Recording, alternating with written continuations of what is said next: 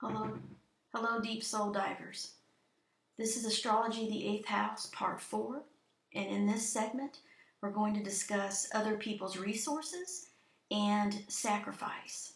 A lot of people know that the Eighth House is associated with inheritances, other people's property, other people's money. And a lot of times, people with Eighth House planets may be drawn to career fields where they end up managing people's money, whether in finance, banking, um, the stock market, things like that. I did a lot of charts for people that are in those career fields, and they didn't really understand it. They just happened to get into those career fields, and they have good luck with that. But that's just one small part of it. It is the house of inheritances. So often the inheritances come from the family, either from the father or the mother side of the family, depending on what planets are there. So, for instance, the sun in the eighth house, oftentimes there is benefits that come from your father or his side of the family. So it could be your father's, his income, everything that he's done in his life to sacrifice for his children, to send you to college or to send you to a private school, where they had to, sacrifice their finances for you to succeed. I see that a lot with people with the sun in the eighth house, where their father or their paternal grandparents helped them out a lot financially in some way. It could be little things like buying you a car or giving you spending money when you go to college, or some type of you know material things to help you succeed. It's what people freely give to you.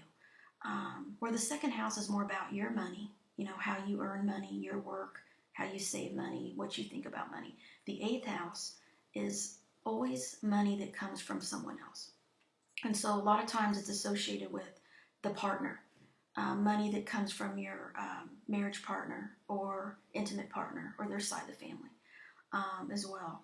But we're looking at finances here. So with the moon in the eighth house, I often find that the person benefits financially through the mother or the mother's side of the family. So it's not always money or property or income. It can also be a spiritual gift. A lot of times, someone with the moon there, for instance, might have a grandparent, a grandmother, their mother's mother, who had a spiritual gift, either the gift of intuition, dreams, or the gift of writing, or the gift of speaking, or artistic abilities, and that child inherits that. The person with the sun or moon in the eighth house may inherit different things from the father or mother side of the family. So that's very common, very common. And people, when I do their charts, I'm like, has anyone ever, given you money or sacrificed something for you financially or in their life so you could succeed, or gave you something that was special? And they're like, yeah, that has happened to me. So it's very, very evident that is part of the eighth house. It's one small part that a lot of times when you read about eighth house, they get so focused on other people's resources and they miss the deeper meaning of the eighth house. But we all know this is just one small segment of the eighth house. So now we're going to look at sacrifice. Eighth house is the house of sacrifice. What you let go of, what you give up for other people, or for your own happiness and your own security, or your own peace of mind, or your own healing. Okay? Sometimes eighth house people, they have to pay a price. They have to let go of something that they truly desire for their own growth and healing. It may be someone that they love very much, but that person is hurting them, and that person does not appreciate them, or that person is abusive to them. They may love them very deeply and have a very deep connection with them, but they may have to sacrifice that relationship for their own happiness and sanity. It also could be if you have a partner that is not as sexual as you are, which is often an eighth house complaint, um, and they can't ever fulfill your needs. So a lot of eighth house people sacrifice that part of their life. They shut off their sexual desires. They repress. Repression is big in the eighth house. They repress their needs. They repress what they really want, and they sacrifice it. Sometimes it's just unconscious. They don't even know they're sacrificing it. It just happens. They just start doing it, and it becomes a pattern. Other times they're like, you know what? I really need to let this go. This is not good for me. I really want it, but I gotta sacrifice this for my life. Um, Embracing difficult changes, that's part of sacrifice, and giving up something for the greater good, um, or for their loved ones, things like that. So sacrifice is a big part of the eighth house, and I find that throughout my life, I've had to sacrifice my emotions. Um, that is often how it plays out for eighth house people, because it is the house of Scorpio, and it's a very deep house, and it has a lot of intense energy. And I find that in my life, I have to sacrifice what I truly feel, because I can't have it. And no matter how bad I want something, or I want something to happen, I don't have control of it. And only the universe really, and destiny, has control of things. So there comes a point where eighth house people, they have to sacrifice their true desires, and they repress them.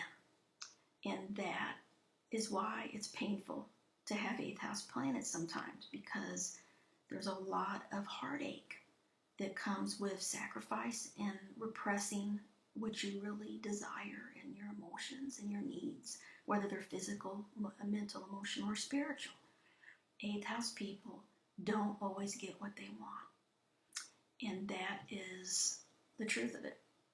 And it's not that they can't have what they want, but they have a lot of learning and growth that they have to go through.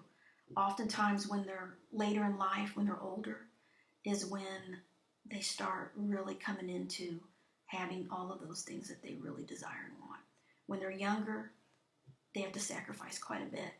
But as they get older, all of their dreams tend to come true. And that's what I believe. So as we get older with eighth house planets, we don't have to sacrifice as much. It's like all those sacrifices that we've done since we were little and into young adulthood, into early adulthood, we get all those rewards back. We reap what we sow.